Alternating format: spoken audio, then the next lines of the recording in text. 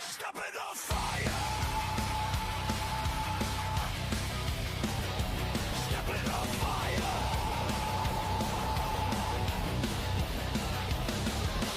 Tape on the wrist, bruises on the knee.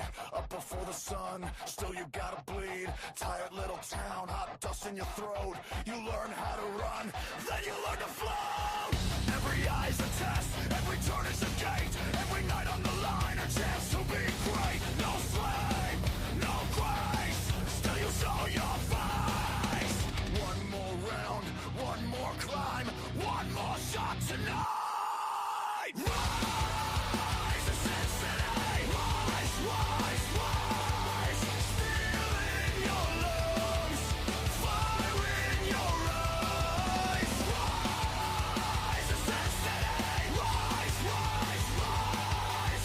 Take what you earn and don't ask why.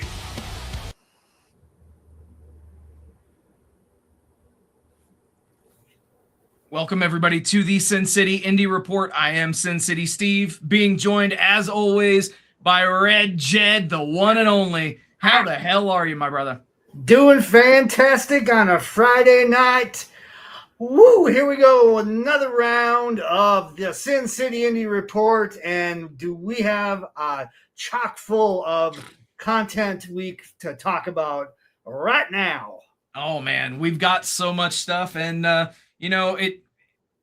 let's just dive in. I mean, realistically speaking, let's just skip the preamble. Let's skip all the bullshit. Go.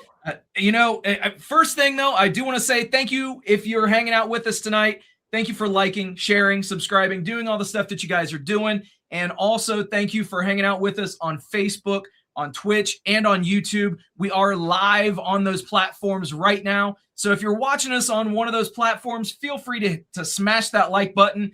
It definitely goes a long way, and we greatly appreciate it. Absolutely. So without any further ado, yeah, man, we both said that last week we were looking forward to Global Wars Cincinnati. And dude, we had some pretty newsworthy things come out of this show.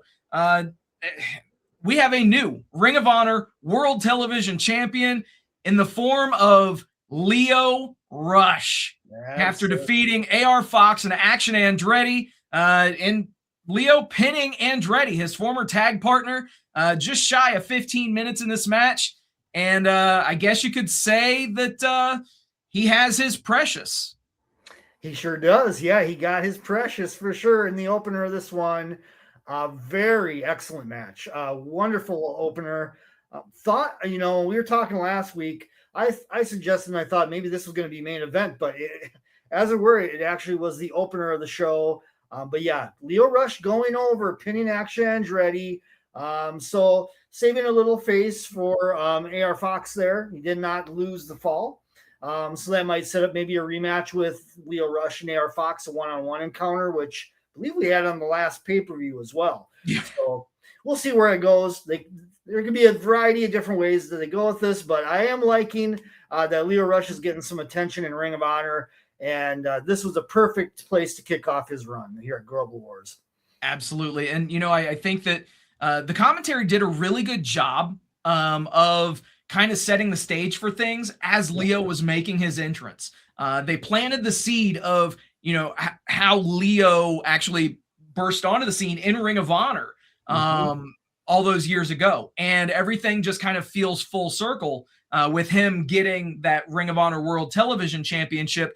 As they had mentioned that he chose to not go after he won the Survival of the Fittest and things like that. So really cool stuff there in the opener. Plus, let's call it what it is. I did like the tweaks that they're doing with Action Andretti too. I liked him, actually mentioning lights, camera, action, and giving at least a little bit of something to that entrance. So you can see that they're trying to do something with him as well. He's very good in the ring. And it's good that they're giving a little bit of shine to him too. For sure, man. Yeah. Speaking of shine, I think everybody shined in this one. Everybody looked great. I think there'll be an ongoing probably program with Andretti and and Lio Rush. I don't think it's over by any means, one and done here. I think there's going to be a bit more meat to the bone on that one. Absolutely.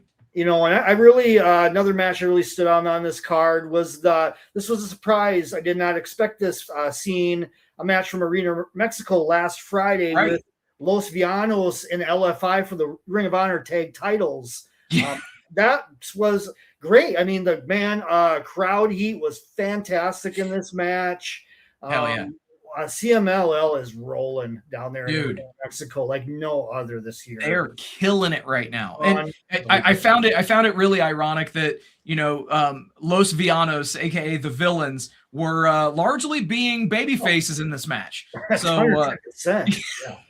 Oh, way. Yeah, they were working like baby faces too, or technicals in the lucha term. But everybody great in this one. It was great. Haven't seen Mortos in a while because he has a visa issue. Yeah. Why they had this match down there, how they did it. So hopefully that gets resolved soon because he's definitely sorely missed in the Ring of Honor mix of things. But great match. Great match. Yeah. Oh, yeah. And, I think a match that, when you look at the two people in this match, you can look back and say, oh, yeah, obviously it has a potential to steal the show. But Lee Johnson challenging Takeshita for the AEW International title was a pretty fucking solid 10-minute match, too. Absolutely. Yeah, I didn't know where they were going to land this match, if this was going to be on Global Wars or some derivative episode of Ring of Honor or something. But as it were, they got the spot on Global Wars, and it was a solid, like you said, about a good 8 to 10 minute match, but definitely hard hitting, good stuff all the way around. Also, I was this was a nice little introduction to me on the Stardom side. Yes. I had not seen a lot of Takuma Ihara, I think was her name or something like that. Yeah, so she was impressive. I thought that match with Hyan kind of overachieved a bit. Had not seen a lot of Micah as well. I saw a little bit of her, but not on this format in Ring of Honor. So that was interesting as well. Yeah. And then, of course, the main event with Shuri and Athena was excellent. I'm glad they put that as main. It definitely felt like a main event. That was rightfully the main event. Yeah. That was rightfully the main event. Both of those women went out there and just tore it up, man. Mm-hmm. Definitely the match of the night, well deserving of that main event spot. Yep.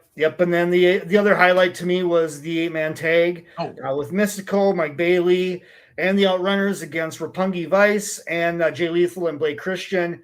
Good stuff all the way. This was like a party match all the fucking way on this one. And loved it. Hell yeah, dude. Yep.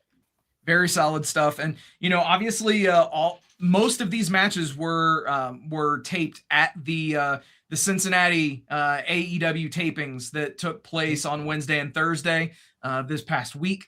So very good stuff. If you were in the building for the at the Andrew J. Brady Music Center in Cincinnati, not only did you get a pretty solid Dynamite, and from the I haven't watched it yet, but the spoilers are out there for Collision. Collision seems to be a pretty solid show upcoming this week too.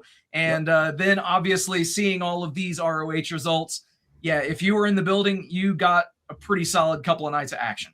Yep. And then I believe there was a lot of matches that I thought were going to be on this show did not air. So I would expect something like another week of Ring of Honor from these tapings, something, maybe they'll do one of those extra YouTube episodes, something along those lines.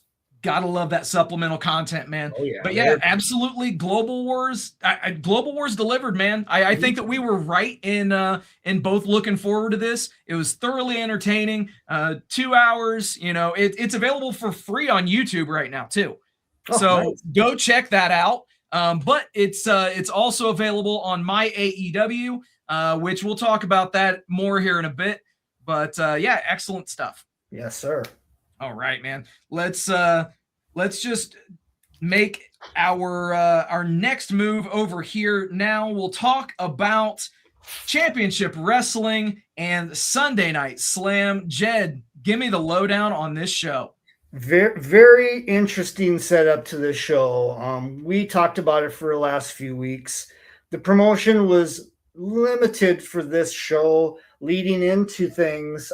Even this past weekend on Championship Wrestling, the UWN flagship show. Again, no promotion for the Sunday Night Slam, which would have been the day after Championship Wrestling aired. Then on top of it, unfortunately, Triller did not air this. And there really was not, I didn't personally see anywhere it was airing live on YouTube. It dropped. I checked out a couple hours later. I started looking on YouTube, found it on, I did expected to see it on Memphis Wrestling. It wasn't on the Memphis Wrestling channel. I was expecting to see it on the UWN YouTube. It was not on there as well. It did drop there days later.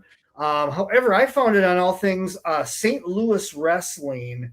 YouTube had this on there, and then there was another random YouTube page that was airing it as well on an on-demand basis. But I don't know what's going on with this. The production was great. The card was excellent, actually, but it was very hard to find, and they got to kind of address that for the next upcoming one, because they have announced one for July as well as August. They're doing the Red Carpet Rumble, which is a Championship Wrestling from Hollywood staple. So they got big events of these nature coming up, these Sunday Night Slam events. I hope they can kind of get things settled, maybe drop it, live on Memphis Wrestling, live on the UWN YouTube. They got to have that promotion out there if this is going to mean something. But getting into the card itself, did you see any of it at all? I mean, I know you said you had. I couldn't find it. I'm happy that you were able to find it, but I looked on the UWN YouTube channel as well as the Memphis Wrestling channel. Just again figuring, okay, this isn't anywhere to be found. So I'm glad that you were able to find it. So please indulge me. Tell me what happened on this show. Yeah. So a lot of good stuff actually happened on this show. One thing that stood out to me to kick off the show was a tag team match with the Mariachi Montana tag team, who made their debut on the UWN group of networks and channels and shows. Hell yes. So they took on a team that I was not familiar with. I think they're a new team that have kind of come together, the Monarchs of the Apocalypse. And this is a Lord Crew and formerly of Reno Scum, Luster the Legend. Oh, shit. Yeah, so very, very entertaining match with these four. Really, really fun stuff.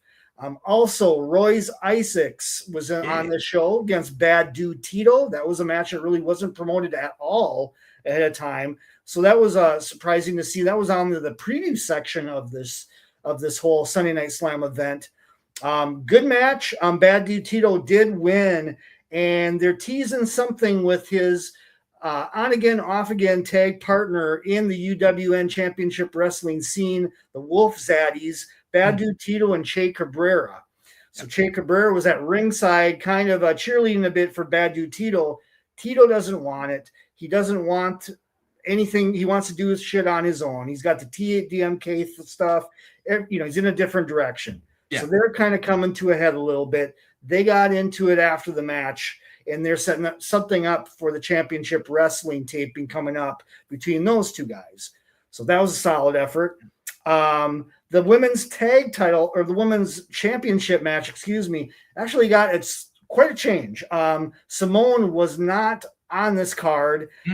Big Mama still wrestled. However, Big Mama took on, of all people, Brittany Brooks. Really? Okay, yes. That's awesome. Yep. So that was a nice surprise. Brittany was working full baby face in this one. She still had that same kind of heel persona she's doing, over in the Vegas scene and things of that nature. But she was definitely angled more as a baby face with that same kind of gimmick a little bit. She played a great Imperial baby face in this match. She came that close to getting the title, but did not get it. Big Mama did retain, but this was a hell of a match. Crowd really wasn't in it from the beginning, but by the end, they were really feeling it. So kudos to both of these workers for really getting the crowd into this as it progressed. near the top of the card, Ray Jazz and Matthias took on Evan Daniels and Maximilian, and Ray Jazz went over on this one. I think he's in line to get probably a big push in the UWN network here. He's in Gotham. He's on Championship Wrestling. He's all over the place. Jersey Championship Wrestling too. Yeah, we see him all over the place. We just saw him on JCW this past week too. So he looked great here. And then the main event was very, very fun. Jordan Cruz against Willie Mack. They talked about Willie Mack's history in the UWN scene, in the championship wrestling scene, established long time ago, back when it was championship wrestling from Hollywood. So they played on that quite a bit, that Willie Mack was in line to finally get that title. But it was not to be. Jordan Cruz did retain on this one. And that was about it for Sunday Night Slam, but it was a good 2-hour, good stuff. And hopefully we'll see if they get things remedied a little bit for the next one as far as getting it out there and getting people to see it. I'm sure that it was just a logistical thing, but hopefully they can get whatever kind of issues that they had under wraps. Because I'd love to see this show, especially with the names that you mentioned. Being in Vegas, know quite a few of those names that were on that show. The mariachis constantly being used at FSW. Brittany, obviously FSW, and the guys in 5150. The list goes on and on. Yeah, so that was another great match I didn't mention. Yeah, the 5150 match with Transcendence. They did retain those tag titles. 5150 did, and they looked like $1 million in that one. And Transcendence, obviously, as well. FSW vets, so familiar with a lot of the people on this show. So please. You said that it had been uploaded to. It is now. Okay, good. It's so on. I'll check that out after this show. I am not sure if it made the Memphis site yet, but it is on the United Wrestling Network YouTube. And then, like I said, if you want to try to find the St. Louis Wrestling YouTube, it's randomly on there as well. So don't ask on that one. But I didn't know there was a St. Louis Wrestling channel until this came. So hey, man. Sometimes it just takes an obscure thing to send you down a rabbit hole, and then you end up finding what you need in places you didn't know where you were going. So exactly, absolutely. And speaking of exactly that, let's talk about JCW Saturday night. Yes, and Jersey Championship Wrestling brings us JCW Saturday night. This was a pretty fun show, man. I thought that some standouts. Marcus Mathers is just, he is on the verge of a full-on breakout, dude. Like he is so good in the ring on a consistent basis. And he had a really solid match with Devious Cast to open up the show. Very good stuff there, obviously picking up the win. And elsewhere on the show, Ray Jazz. There's a name that we haven't heard in a while. This guy also picks up the win in JCW. So, looked great. Yep, that was an early match, if I recall, as well, wasn't it? Yes, that was a good one, dude. Again, up and down this show, there were some consistently solid matches. Alec Price and Junie Underwood, again, delivered. They actually had one of the longer matches on this show. That and the Jordan Oliver and Gabby Forza match. Both of those, I'm kind of grouping those guys together because obviously Alec Price, Jordan Oliver, busting the brain. But yeah, they both went out, had good singles matches, and shout out to Junie Underwood and to Gabby Forza. Gabby has been doing a lot of really good things for quite a while, and she's definitely a formidable opponent for anybody. Alec Price, Jordan Oliver, both picking up the win respectively in those matches. Solid stuff. And dude, I can't believe that I missed the boat on this guy, but Don Freeze strikes again, man. It is, looking excellent in the 6-way scramble, defeating Darren Richardson, Jay Lucas, Jimmy Lloyd, Naeem Brooks, and Vinny Talata.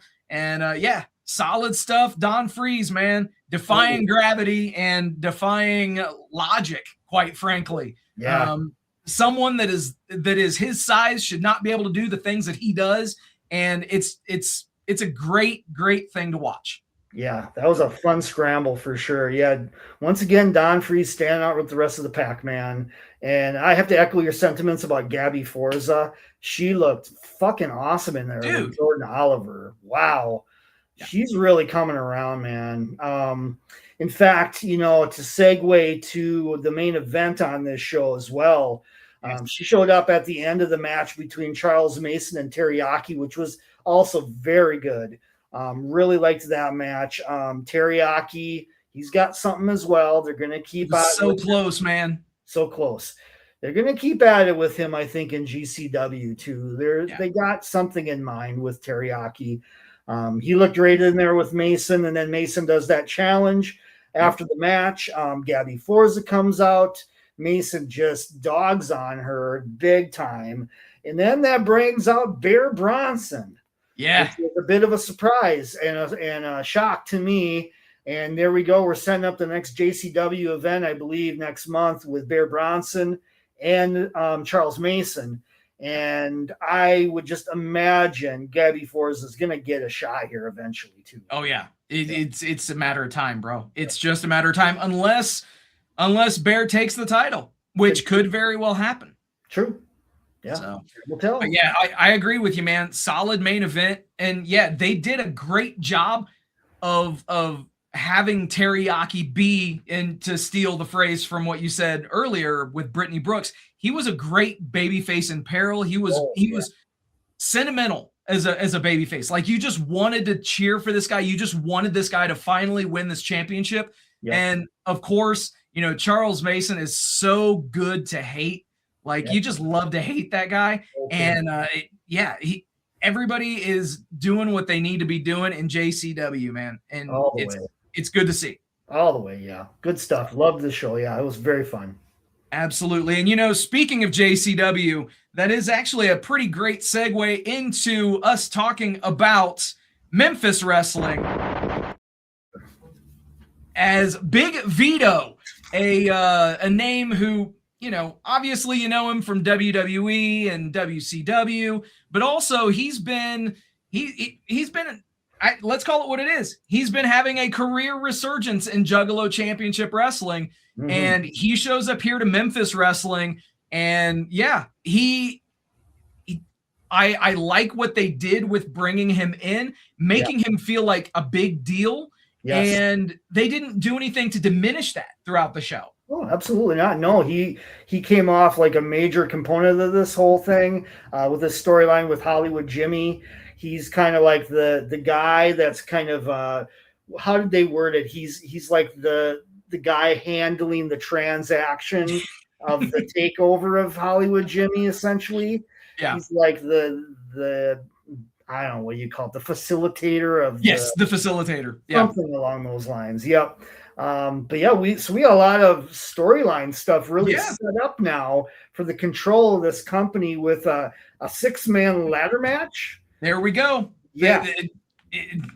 I mean, the signs were there. The signs were there, and they're going to be delivering a tag match that's going to determine, I'm guessing, the ownership of Memphis Wrestling. So yeah, and I believe, if I recall correctly, they said Vito would be in that match. Yeah. Yeah, Vito and the Hollywood Clique. Yep. And then there's going to be a mystery partner on the side of the baby faces on the other team, which I can't recall those. Do you recall those guys' names?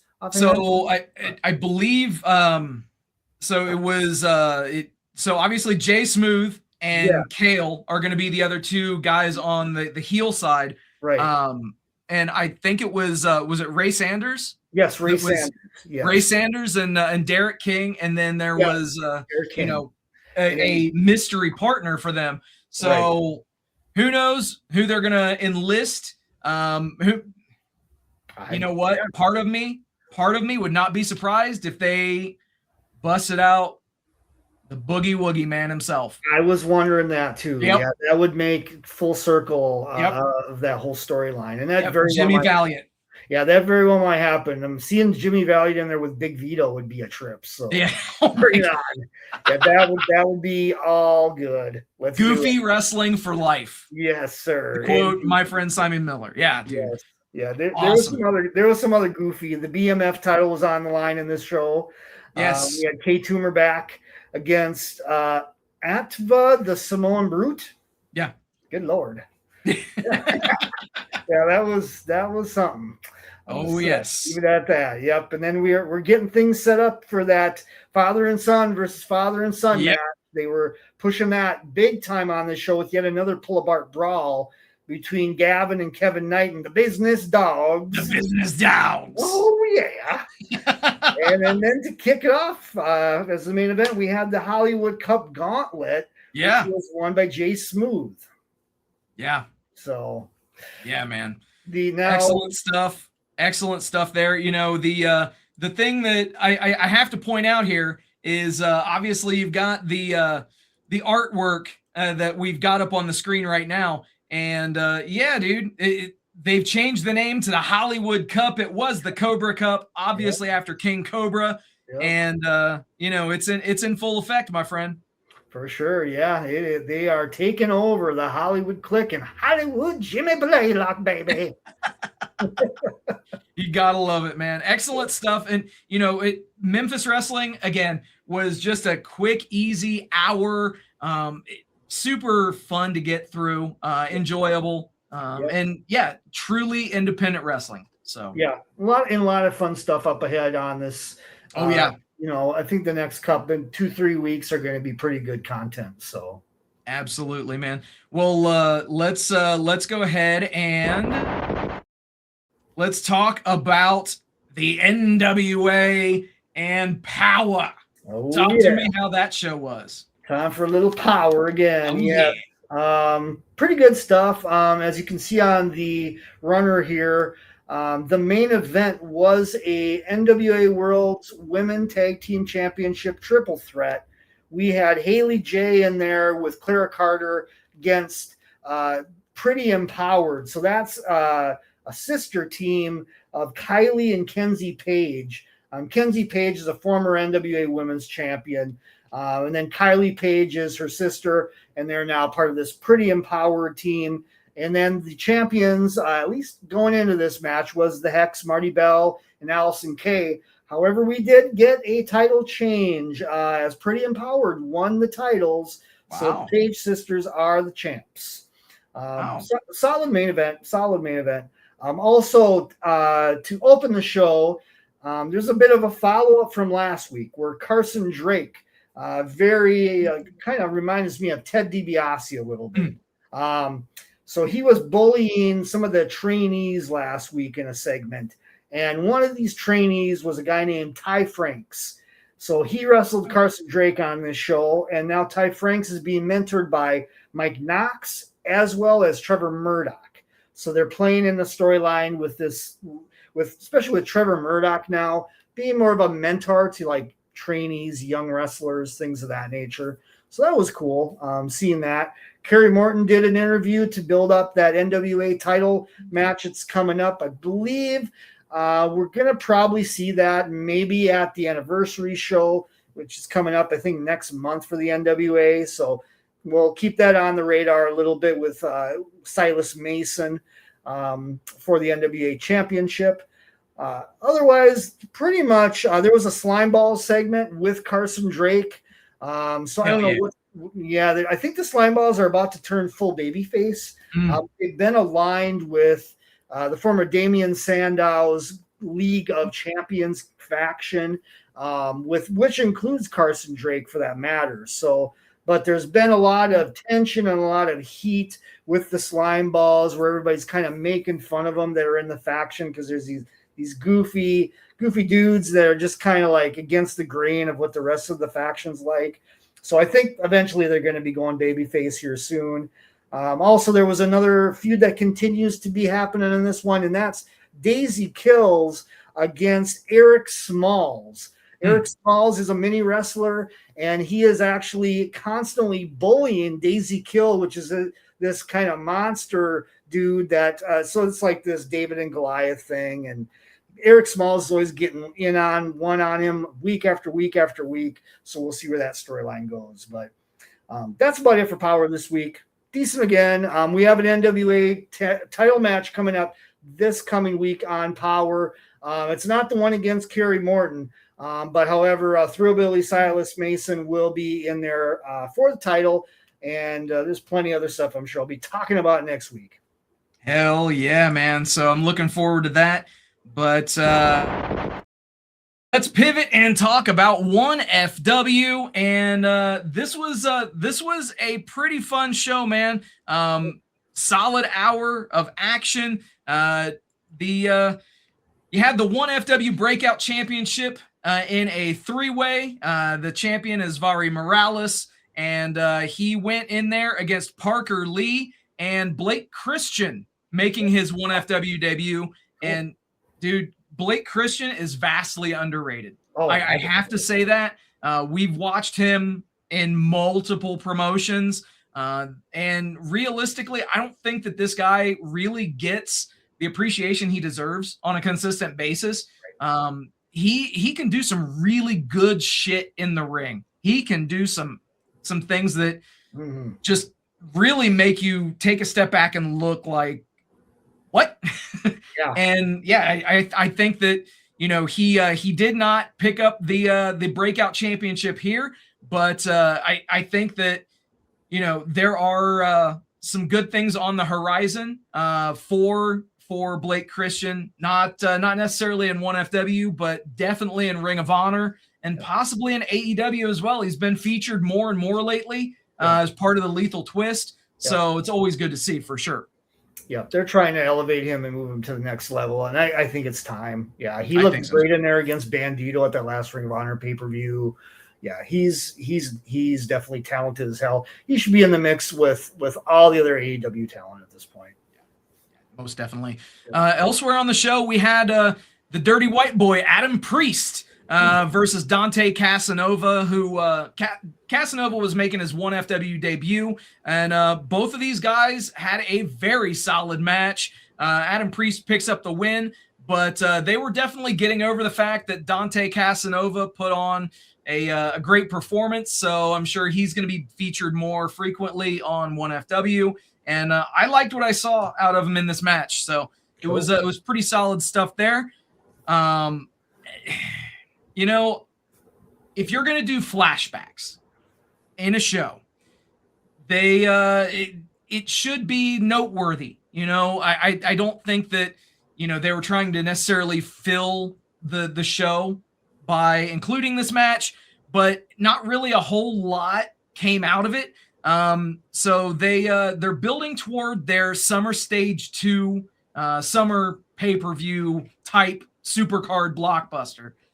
And so they revisited a match from last year's Summer Stage, which was an 8-man tag pitting the Frat House against QT Marshall, Brody King, Austin Gunn, and Billy Gunn. So yes, there were some AEW names in there, obviously. But, I mean, obviously, too, you kind of knew who was going to win. You knew that there wasn't very much drama. And it was, I don't want to say it was just kind of there, but it was just kind of there. All, you know, solid work by all 8 guys. But it just, I don't know. I think that maybe this was a case of too many cooks in the kitchen or too many people in the tag match. It just, I don't know. It didn't really hit for me, but that's the thing. I'm not gonna sit here and pull punches and talk a bunch of bullshit. And you know, that's not what we do here. Right. So, you know, it's I like the stuff that I'm seeing on a consistent basis from 1FW. Let's keep with the current content. They've gotten so much in the can. They do TV tapings on a consistent basis. And they release 1-hour episodes every single week. So yeah, let's get those newer matches out in the release for sure. Absolutely, yeah. They got more than enough content. They don't need to be putting Blast from the Past kind of stuff. Which we'll talk about Blast from the Past on another show. We'll talk about that in a bit. Yeah. We will. Yes, sir. But yeah, man, and you know, speaking of 1FW, I did watch this episode on my AEW, And for those of you that aren't quite fully aware of what all My AEW is bringing to you, you can obviously watch AEW content, but they've also signed deals with a lot of independent promotions. So in the wake of Triller and their financial issues, their multiple issues that they've been having on a consistent basis, unfortunately, now it appears there is going to be a new home for independent professional wrestling, and that is My AEW. So I've got the graphic up on the screen. You can see content from AEW. You can see content from Limitless Wrestling in Maine, Ring of Honor, of course, 1FW, Produce, which is a brand new independent promotion that's going to be dropping their first event. It's actually going to be a pay-per-view event, which is going to be on My AEW. It's going to be $15 for the show, and they are based out in New York City. Some pretty solid names that have been advertised: Jonathan Gresham, Nixie XS. They've got a lot of really good talent that's going to be coming in for Produce, and they're continuing to make talent announcements. So keep your eyes open for that. Also, you'll be able to see content from C4 out of Canada, Warrior Wrestling out of Chicago, and CMLL. Actually, right now is Fantastica Mania, which is live on My AEW in a pay-per-view format. And guess what? It's only $10. Oh, perfect. It's $10 for Fantastica Mania. So CMLL, New Japan, bringing you the finest. Jed, I gotta get your opinion, man. What do you think about the changing landscape of indie pro wrestling and where we'll be able to watch this stuff? Yeah, I mean, between YouTube and then something like this now as an avenue to get all these independent companies collated in one, and this is free, folks. Yeah. This is free. If you get the My AEW app, you can get this content for free. I'll keep saying that till my throat runs dry. No cost. You can see all these different promotions, and I think this is just. I mean, we are how long has My AEW been around? Not very long. 2 months. There's some serious momentum going with all of these promotions signing up.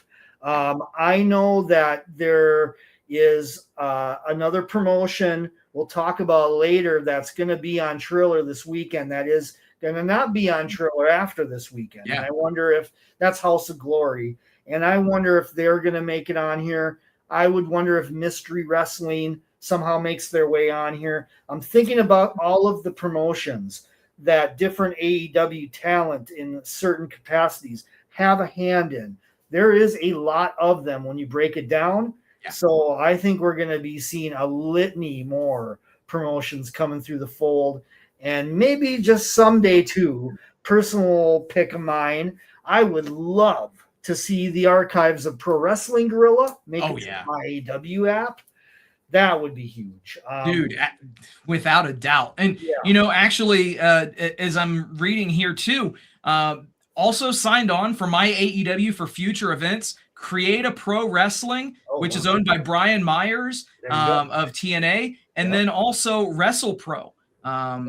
Which is owned by Pat Buck, who is in the offices of AEW. And producer. Just worked a match with him on WrestlePro, so makes sense. Yeah. It's absolutely. All yeah. Let's get the Wrestling Revolver stuff up on My AEW too. Agreed. Moxley, I mean, that's Moxley and Sami Callihan's joint owned promotion. Absolutely. So, and now Sami Callihan's not with TNA at all anymore, so I could definitely see that partnership happen. Absolutely, man. It's really exciting, because obviously, we started this show. We're on, episode 9, and we had no idea of, the changing landscape. But it's actually really cool that we're going to be able to talk about this stuff in real time on this show and just kind of see where things take us over the next 6 months to a year and beyond. It's going to be really fun. Right. Yeah. Because I'll be honest, I don't think Triller will make the year.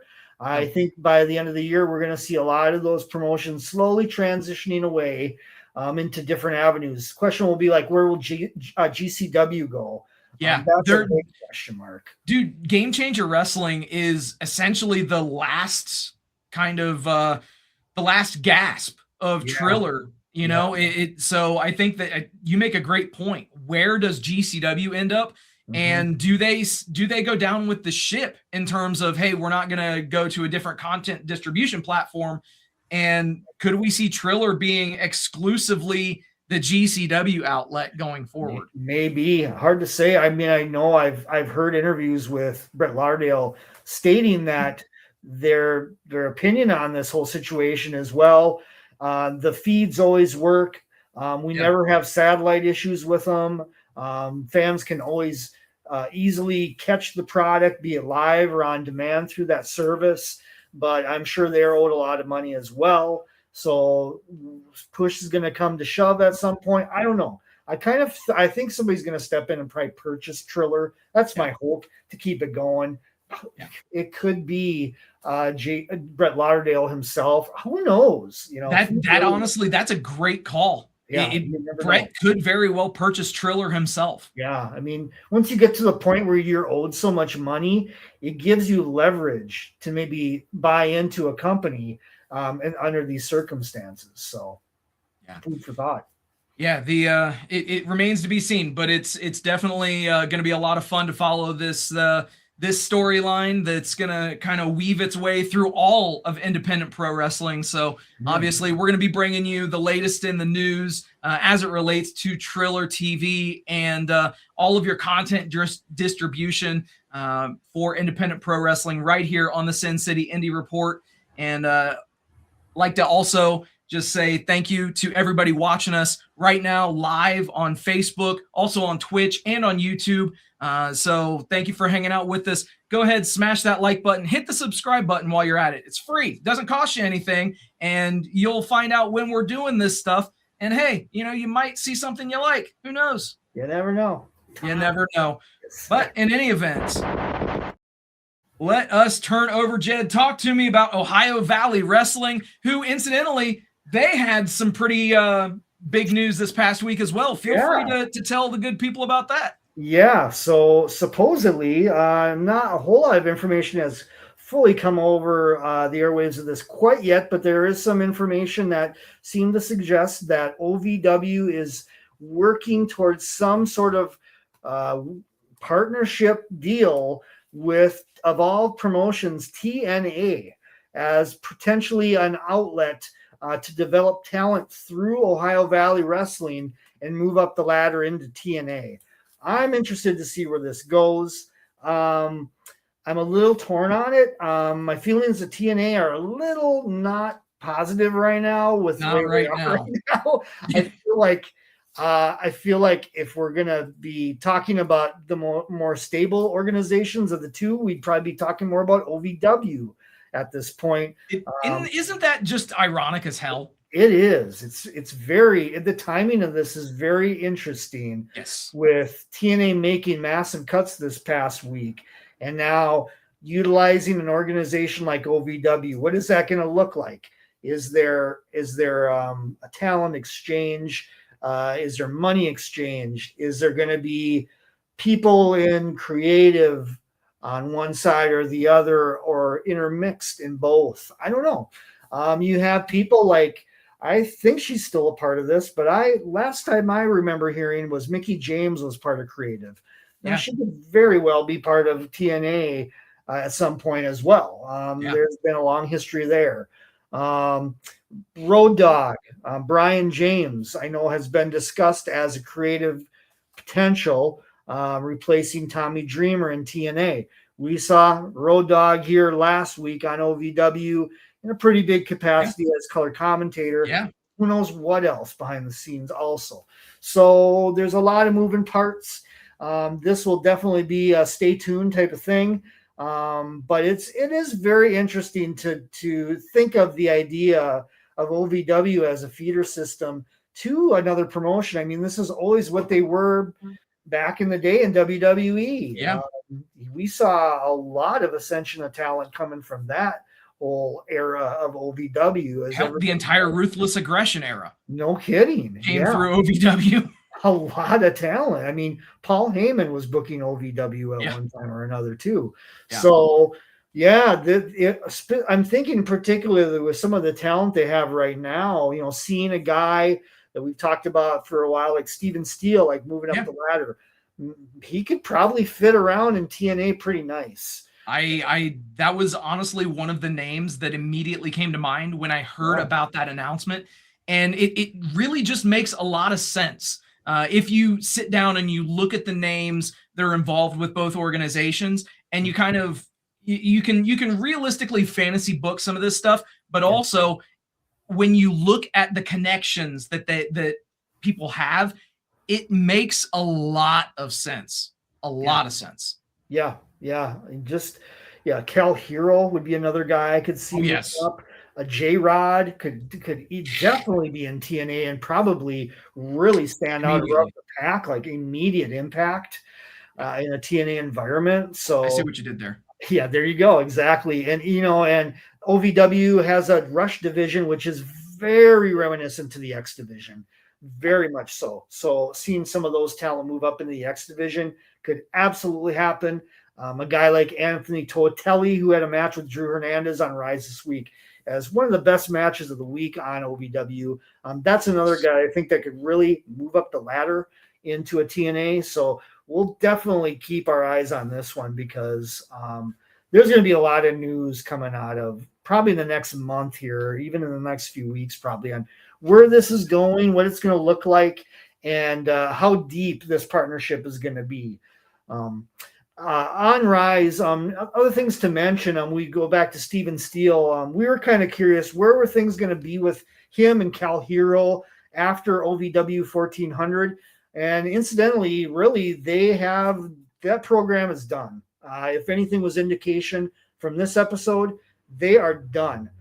Cal Hero was now put back into a babyface position in a tag team match with Colby Carter on this show in the main event against the two Jakes, Jake Painter and Jake Lawless.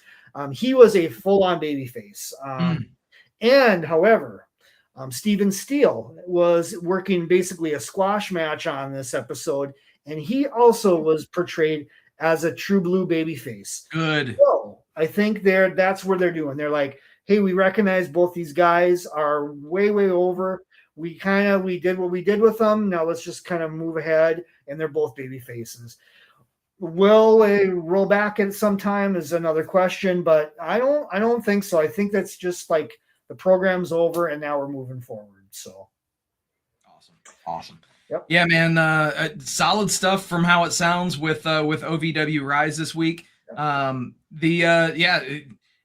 just looking at this card, I could see that there were some pretty solid matches on there. But I'll have to check out that Drew Hernandez and Anthony Toatelli match for sure. Yeah, and speaking of Drew Hernandez, so he's part of the Superior Tony Evans family. He kind of is like the muscle of the Evans family faction. So now that he has won that OVW Media Championship, Tony Evans has been a little insecure now, and we saw the things splitting a little bit at the seams of the faction on this episode, as Superior Tony Evans was not really putting over Drew Hernandez in a promo segment to open the show, and the tension started up. You could see it. So Drew Hernandez is going to break away from this faction soon. He also got into it with Tommy Boy, who is kind of Tony Evans' understudy a little bit as well. And then they also set up, as I figured they would do from 1400, Tony Evans and Jay De Niro is upcoming for the OVW World Championship because Tony Evans beat Jay De Niro in that U.S. title defense at the 1400 event. So that's coming up. That'll probably be at the next PLE for the OVW brand, I would expect on that one. And Drew Hernandez probably will play a part in that match as well, speaking of him. Awesome, man. Yeah, it a lot of things, a lot of moving pieces right now for OVW. So it'll be interesting to see where those take us for sure. Yes, sir. All right, let's talk about Major League Wrestling and Fusion this week. Dude, I enjoyed this show. So good. It was a lot of fun. Again, a quick hour. You just get in, get done. I gotta say though, man, Kushida as a heel, I am not used to that shit. It's so weird. That was so one thing. Weird. I know. The thing with him and Contra, I don't know, man. And Okamura as well, who was like the sidekick of Satoshi Kojima forever in MLW. They were tag champs as well. So obviously something's coming down the pipeline with that. But seeing those two in Contra is just a weird vibe. Formerly it was Cruel. He was a big part of the Contra unit and other guys like that. So it's a big shift. And don't know. I'm very on the fence at best. Yeah. I get it. And again, Alan Angels has been all over the independent scene as of late. So that guy's putting in some serious work, man. Even if he's not on AEW TV as part of the Dark Order anymore, he's still putting in work everywhere, man. So props to that guy. Yeah, he's representing, no question about it. And this show was taped back in February. So they got a lot of episodes in the can coming up here. And I remember back in February, there was a piece from the Matthew Justice Josh Bishop match. Let's just talk about it. that got recollected by watching this episode. Holy shit, this match was nuts. Oh my gosh. That fall that Matt Justice took off of the balcony of the Cicero Stadium as it looked like almost collapsing of the railing and head diving into this table. How is this guy not concussed to maybe he was concussed to the 10th degree. I don't know. He had to have been, bro. I thought he was fucking dead. Yeah, it was. When he did the dive, because if I had seen any of the clips or heard about it, I had forgotten it. So this was completely, I was in the dark on that spot. Yeah. And, I see him obviously climb up and get on the railing. And I'm like, oh, that railing's kind of thin. Is it going to hold him? Sure as shit. Nope. Nope. And it could have been a whole lot worse. Thankfully, he had not one, but two tables laid out. Yeah. Or else we'd be having a whole different conversation right now. No kidding. Yeah. It could have been much worse.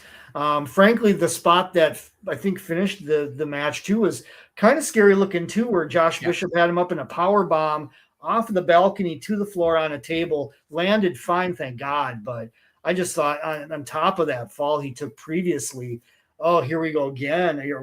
What's going to happen? But wow. What a wild match. And the craziest thing, according to Cage Match, that match was 9 minutes. 9 minutes? That match was 9 minutes. Ooh. So, yeah, they crammed a lot into that time. No kidding. Wow. That seemed way more than 9 minutes. Yes. With everything that they were doing in that match. Yeah. So, for those of you that are not aware, this was a Chicago street fight.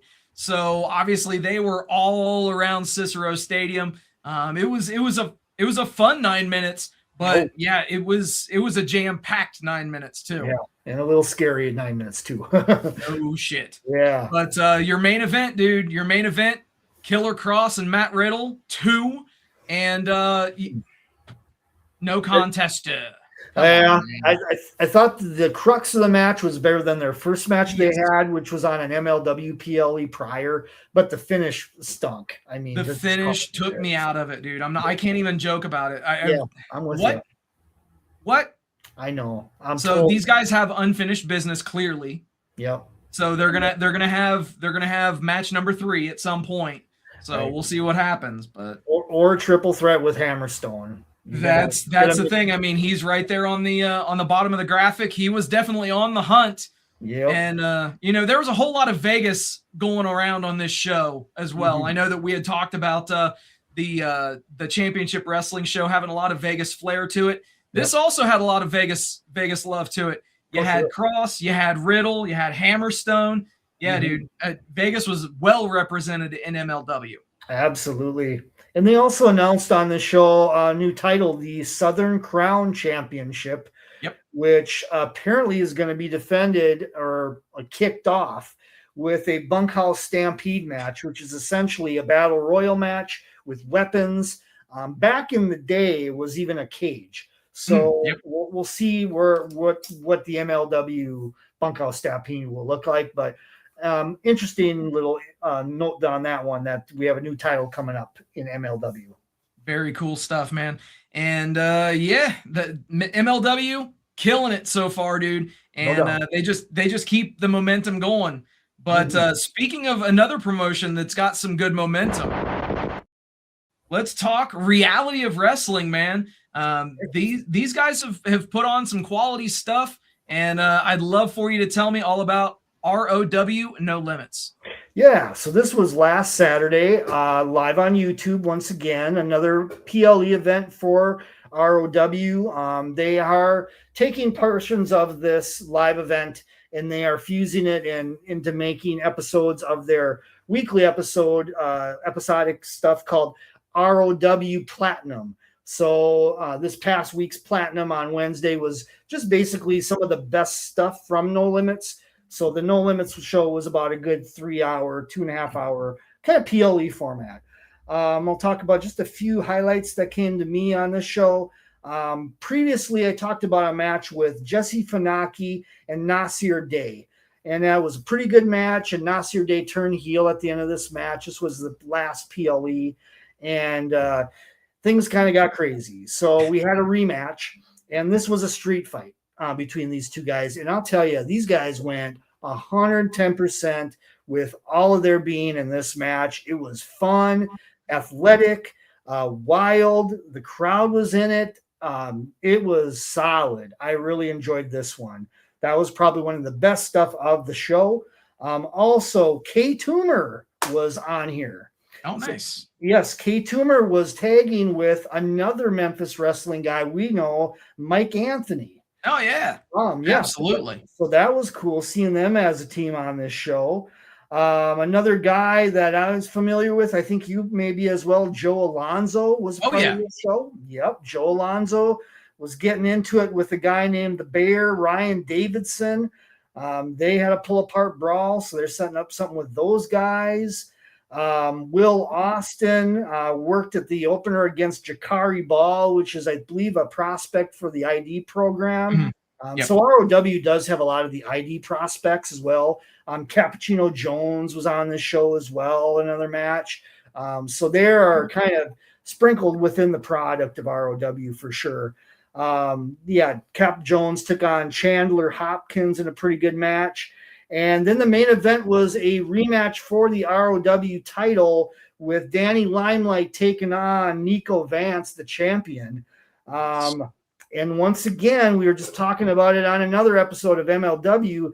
This match was a no contest, no finish as well, when Max Castellanos came into this match and interfered at the end of it, causing chaos. So we're probably going to see Nico Vance and Max Castellanos, maybe Danny Limelight, maybe in the mix of that as well. Kind of felt like just like MLW, where we had a guy come in to interfere, took out both the other guys, and we're setting up a three-way. So that's pretty much the long and short of it. It's like deja vu, bro. Yeah, it really was. It was really deja vu, especially because I basically watched MLW in this back-to-back. So it was very much a deja vu moment. But but good stuff. Crowd really gets into these shows. They have a very passionate core base of fans down there in Texas. So good stuff. We'll see where they go with. I think this is kind of the thing with ROW is they're going to have like something pretty big once a month. So on YouTube and live coming from their home base once a month. So yeah, man, you can't go wrong with that. You cannot go wrong there. And obviously, I wonder why they have ID talents sprinkled all throughout their show. Just look at the poster, right? Right. Yep. It kind of helps when reality of wrestling is Booker T's promotion. Right. I mean, Oh. speaking of And he's done developmental, some great shit with this promotion in the yeah, years since he's run it. he So absolutely has. make no Yeah. mistake, I'm not diminishing anything that he's done or that the talents have done. Excellent stuff on a consistent basis by the talents there in ROW and from Booker T. Facilitating all of it. Right. I mean, we talked about the idea of the developmental talent for like TNA with OVW. ROW is kind of a developmental talent for NXT. Yeah. I mean, just straight up, there's even some talent exchange. We had EK Proper on the last PLE against a TNA talent and AJ Francis, which was an interesting vibe. I think we didn't talk about maybe when I spoke about ROW a few weeks ago. But Nico Vance is the ROW champion. He's an NXT talent currently as well. So yeah, a lot of intermixing with this brand. And very cool. Yeah, very cool, man. And speaking of very cool, let's break it down for our main event. I'm talking about Juggalo Championship Wrestling, and it was the big one as we saw Cocaine defending his JCW Lunacy Championship against the chosen one himself, Caleb Conley, in that main event. Yep. But dude, this was a fun 2-hour show from beginning to end. Video packages were on point. Obviously the matches weren't 5-star classics or anything crazy, but they told the stories that they needed to tell in the ring, and it was a fun 2 hours. Escapism was definitely there, and it's nice to be able just to turn off your brain for a couple of hours and just sit back and enjoy, and that's what I was able to do with this show. I'm sure you were much the same way. All the way. Complete escape. And there was this was a very newsworthy episode, loaded, bro. More than normal. I thought they titled the episode The Big One. So I mean, they weren't lying. Yeah, truly. It felt like it because there was title changes. That's one thing we'll talk about. Then there was I guess maybe to start out, we'll talk about where they are now with setting up. Essentially, we have 2 world championships that are actively going to be defended in cooperation with each other or, separate. I'm thinking like, how WWE has, they have the world heavyweight champion and then they have the WWE champion. This is maybe what they're going to try to do with JCW, or is it going to be short-lived and we're going to see these 2 world champions collide at the Juggalo gathring? Yep, the gathering of the Juggalos, brother. That's got to be what it is. Yeah, I think that would make more sense. And I like how they set it up. I mean, it kind of made sense. It kind of played into like legitimate like situations with the talent leaving, and he never jobbed the title out. And thus he never lost the title, and thus he's like a linear champion. So I like that. So one championship is the Juggalo World Championship, or the JCW Lunacy World Champion in Cocaine, or we'll talk about something different in the second one. And then we have the JCW World Juggalo Champion, which is Josh Bishop. Josh Bishop. Yeah. Yep. So he was all over this show. He wrestled Kerry Morton, which I thought was a solid match. Once again, Kerry Morton in that fucking entrance music. It's so good. It's so fucking good. In the shower even this week, man. I was like, it's so catchy. I love it. Yeah. So I liked the match between those 2. I did not. I hate to keep dogging this guy. I really don't like EC3's involvement in this company. Dude, it truly does feel like a square peg trying to go into a round hole. Yeah. I didn't think that no matter how they try to force that in, I agree with you. It's just not working. Yeah. Like I wholeheartedly groaned when he ran out in this match to cause the DQ finish, the no contest finish. Yeah. I just thought, here we go again. This is the theme of the week. another match where it looks like to be setting up a triple threat. Yep. Coming off of a finish like this, it's just so remedial and so it's like I'm so over it. So to be critical, that was one thing that really bothered me about the show was the EC3 involvement again. The opening segment I felt was a little long in the tooth with all that as well. But is what it is. But however, let's talk about the other world title match. Yeah, dude. We got a fucking new champion. Caleb Connolly has defeated Cocaine. Yep. Shit. Yeah.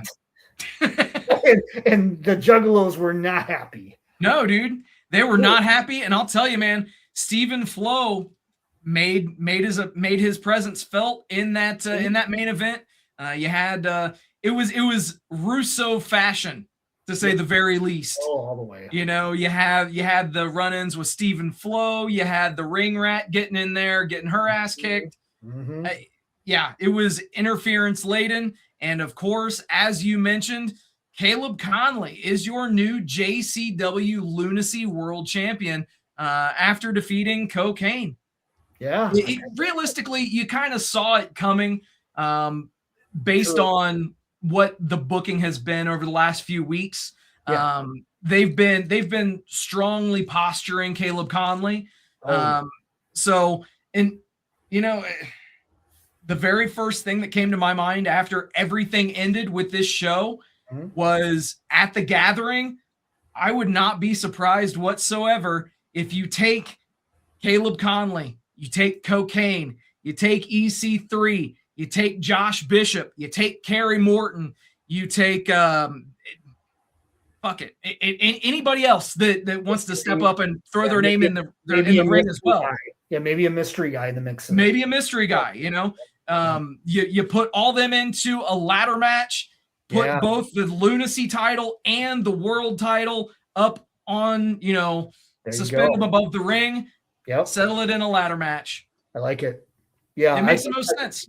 Yep, I could see that, like a multi-man type of thing, because it's all intertwined. They're all feuding with each other and intermixed, it seems. And I didn't mention the name of the person who should be in there as well, and who I would love to see win that fucking match, and that is Mr. JCW Kerry Morton.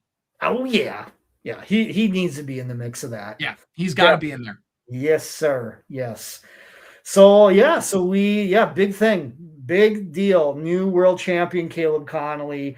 Also, Danny Moe. That wasn't the only title change, though. Right. Technically, Danny Moe beat J-Rod for the title in a ladder match earlier, even though Danny Moe has been holding that title as herself. She actually officially won it in this one.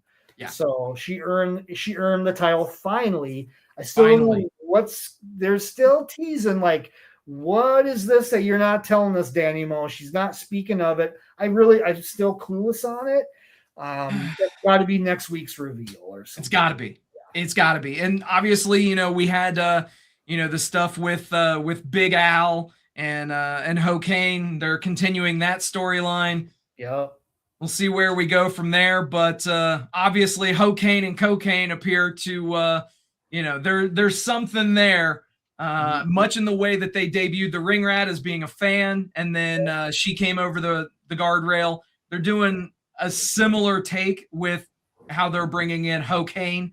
So, we'll see what happens with that. But could be interesting to say the least. Absolutely. And then I thought a pretty big angle for this show that happened was the segment with Vito and Luigi Primo in the ring with the Corleone or the Vito's crew guys and Yabo, Joey Ciccone, that whole thing where they were forcing Yabo to beat up, where Violent J came out. Beat the shit out of Jay, man. Beat the shit out of Violent J, and Jay took it because the story is he doesn't want the Brothers of Construction to be broken up and to be in disarray like they are. So he took one for the team essentially and let Yabo and the rest of them beat up on him. But this is going to obviously come to a head at the Juggalo thing too. I think it's going to be by that point. I think the Brothers of Construction are going to be back, and I think they're going to be on that one side against the Vito family. But I like the little turns and twists in this storyline. So we'll see where that goes. And then Then at the end of the show, speaking of twists and turns, we still don't really know who this fucking person is, this dealer of the house. They said last week that we were going to find out that week. I know. We got it. We got an idea of the characterization of who this is at least. It's an estranged daughter of the manager of the Outbreak, Barnabas. Yep. I guess that seems to be the thing. And he name dropped the mother that he was with. So that's what we know. There was like a POV type of thing at the end of this episode that was very bizarre with that. Oh yeah. It's super bizarre. But we were in the perspective of this estranged daughter who is apparently the dealer of the Outbreak. In an effort, I guess this daughter is trying to get closer to Barnabas by dealing drugs to the zombies. Only in JCW does some fucking storyline like this hit. Only in JCW, brother. Yeah.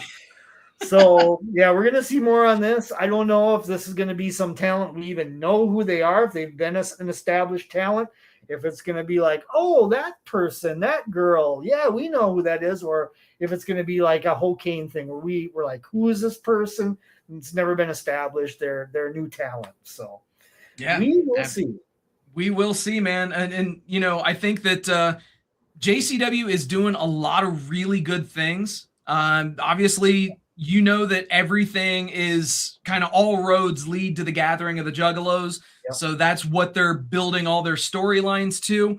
And it's just goes to show you that you don't have to subscribe to the one method of doing a pro wrestling show. Their JCW is not for everybody, to say the very least, right. But it's a fun show. Like I said in the beginning of it, it's something that can't be understated. They are consistently putting out good product every single week, and not just for an hour. They're doing a 2-hour show every single week. Yeah, 2 hours straight. Yeah, 2 hours straight, and episodic form all the way. I mean, like storylines that are being followed up on week after week, that have hooks, that have definitely swerves in traditional Russo senses.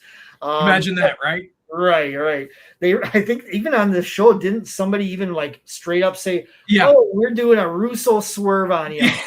I think it was Vito. Vito said it.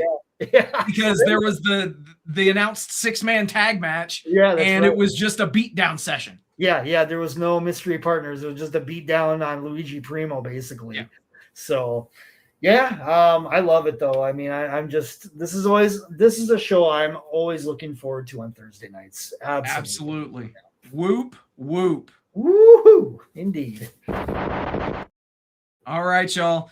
So obviously we've done a lot of recap on shows. Let's talk about what we're looking forward to this coming week. And it's really interesting because the shows that we're going to talk about are all taking place on the same damn day. And I'm talking about June 20th. So let's just jump into this because we got a lot of shows that are dropping on the 20th, starting with MLW Fusion. And dude, Blue Panther and Austin Aries, sign me up. Yeah, I'm looking forward to that. Yeah, sign me up. Right. And this coming Saturday, it's going to be a 2-hour block again. So we're going to get 2 episodes.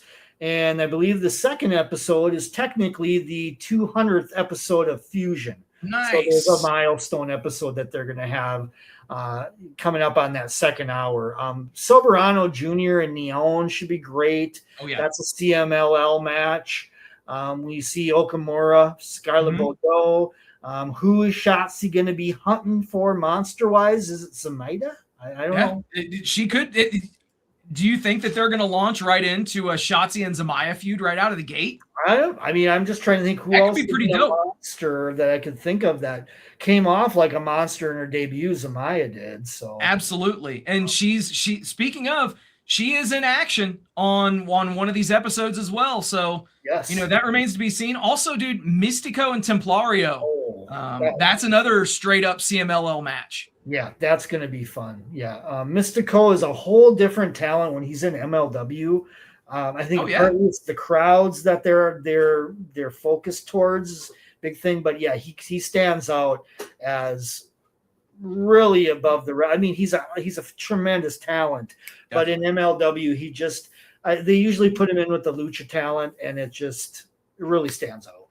Without a doubt. And obviously, as is shown here on the graphic, Dijak and Dyer, the skyscrapers, are going to be in the building. So, of course, they're going to be wreaking havoc. And between, these two episodes, obviously Hammerstone and Ultimo Guerrero should be a fun one to watch as well. Yeah. Dude, yeah. These 2 hours, that's going to be a blast to watch. Yep. I love the pace of MLW. I think I've said it before, but it goes like that, and it's really tight. It's sharply produced. It's sharply edited, and it just hits boom, boom, boom, boom, boom. No problem. Absolutely, man. And elsewhere, a show that I'm looking forward to. Yeah, the Future Stars of Wrestling FSW 17th anniversary show. So props to them for making it 17 years. Hell yeah. So on this show, we're going to be having the Nick Bockwinkel Memorial Battle Royal. You've got some pretty solid names in there: Marcus Anderson, Phil Godfrey, Nick Zander, C4, Colin Muldoon, and a cast of others, which should be fun. You also got the Cash in the Case ladder match, which will award the winner of this ladder match a contract to cash in on any FSW championship that they choose, singles or tag, it don't matter. And in there, you've got Dave Mazzani, BYP, Bodie Young Prodigy, Dante King, Bryce Saturn, Kevin Koa. I mean, that one has a lot of combustible elements for sure. Indeed. But, you've got the FSW No Limits title on the line, as well as the champion Jaden Cole defends against AJ Avon and Fox Valentine. The Ladies Night Out title is going to be on the line as well, with Jasmine Allure versus Maserati. So that one should be a lot of fun. Yeah. Even you mentioned earlier that there's a new championship coming to another promotion. Well, this is the finals of the FSW Future Shock title tournament to crown the new Future Shock champion, as Jeffrey Excellence will be going one-on-one with Oliver Canaday. And that should be fun. That should be a fun match. But a couple of other matches on this show: the No Holds Barred match between G Sharp and Jay Vidal. I don't think it'll be too fun for those guys, because they can bring the pain for sure. But your main event right up there at the top of the flyer, Bateman defending his FSW Heavyweight Championship against the returning Matt Vandegrift. So Matt has been on the shelf due to injury for quite some time. Great to see him back in ring shape. Friend of the show, Matt has been on the show a couple of times. We actually did one of our live shows with he and his tag partner at the time, Damian Drake. So yeah, excellent stuff is going to be coming to you live at the HyperX Arena at the Luxor on Saturday, June 20th, 7 p.m. If you can't be there, hey, they're going to be broadcasting it on Title Match Network. So make sure you check that one out as well. Hell yeah. I'll definitely be doing that. Yes, most definitely, dude. And a show that we are both looking forward to. And we found this out due to social media posting. This will be the end of an era for House of Glory Wrestling, as this will be the final show that they ever broadcast on Triller TV. So HOG is leaving Triller once and for all after this show, which is named Inferno. On that show's going on right now, actually. Exactly. That show's going on right now. I misspoke earlier, so I'll be damned. So we got to wrap this shit up so we can go check that out. Yeah, man. Yeah, the last HOG show on Triller. I expect, at least for the next show, that they'll probably be on YouTube. But stay tuned. They could maybe make their way to my AEW, because there is some low key agreements that AEW does with HOG. They have AEW talent every so often. on HOG. I think just last month we had like Lena Cross in there. Kevin Knight was at an HOG show and things like that. So it's very possible we might see something. But this show looks loaded as they usually do. We got Shotzi in there. Yep. She's defending against Steph DeLander. Yeah, man, that's going to be, and they've been building that one up for quite a while. Oh yeah. So that's great. Red against there with Ricky Sosa. Wow, that's interesting. Yeah, that'll be a good damn match. Yeah, I'm digging that. And Nick Nemeth and Charles Mason. Yep. And then the venue, Logan Square Auditorium. We've been there before. It's a great venue. Awesome venue. Great crowd heat. It's just very unique and makes for a very unique aesthetic for HOG's Inferno. Absolutely. Most definitely. And, rounding out that card, the TNA International title is going to be on the line as Mustafa Ali defends that title against Rich Swann. Oh, awesome. So that should be a solid match too. Yes, sir. Yeah, I'm looking forward to this. I'm going to be watching this right after we sign off, honestly. Yeah, pretty much. Yeah. And then last but not least, you mentioned him earlier, Joey Silver is going to be going against Joe Alonzo. So, see, that's called a callback. It all goes back. Is that right? Oh, shit. Okay. Nice. So, yeah, Joe Alonzo and Joey Silver. So that should be fun. Oh yeah, this is gonna be a good show. Yeah, absolutely, man. So obviously we're both looking forward to that show. And I'll go ahead and put this out there. If you are a promotion, if you are an independent wrestler, if you are a content creator, we are always looking for collaboration. So feel free to hit us up at any of our social media platforms. They are all listed right down there below. All on the bottom row of this broadcast. Reach out to us. We would love to partner up with you, and it would be a great time, to say the very least. We can shoot the shit, talk about independent professional wrestling, and that's what this is all about. Is we've got a love for this business and for indie wrestling, and if you're listening or watching to this show, so do you. So speaking of that, Jed, why don't you tell the fine people where they can follow you and tell them about your YouTube channel? Absolutely. Yeah. RedJed's Wrestling Rants on YouTube. And coming up in July, we're going to have some new rants dropped. You're going to be joining me on some of those rants as well. I'm looking forward to it. And we're going to have a lot of live content coming up. And I'm going to keep promoting this week to week. It's indie related, absolutely. We're going to have an AEW event from Target Field in Minneapolis as part of a Minnesota Twins game, the Base Brawl, or I think it's called something different, but it's basically they should call it Base Brawl though. Base Brawl, yeah, that would make that's sense, dope, right? Yeah. But that's on July 10th after a Minnesota Twins game. AEW is going to do approximately about an hour to hour and a half of something after this show. So I'll be there ringside. We'll have exclusive content from that show. So stay tuned to RedJed's Wrestling Rants for that. G1 in Chicago for New Japan is going to be the next day. I'm heavily considering going to that.